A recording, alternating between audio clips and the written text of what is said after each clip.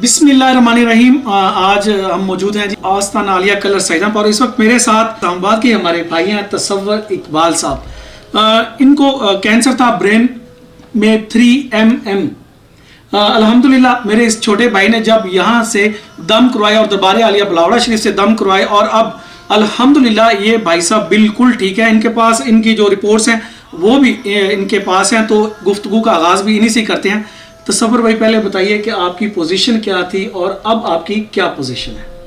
ये अल्हम्दुलिल्लाह तो बहुत ठीक हूँ। बेहतर हूँ। पहले मुझे 2018 में जब डायग्नोज हुआ था तो फिर यहाँ से आके दम डलवाए थे, तो मुकम्मल ठीक हो गए थे। तो आपको जो तकलीफ थी, जो मतलब एक पेशेंट को होती है, तो अब आपको कोई तकलीफ है ऐसी जो आपको बर्दाश्त ना हो?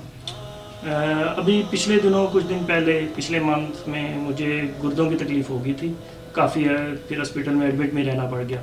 तो उसके बाद फिर दोबारा 7 दम डलवाए, तो उसके बाद अल्हम्दुलिल्लाह गुर्दों की रिपोर्टें हैं जो वो भी दोबारा ठीक आ गई और बिल्कुल ठीक हूँ।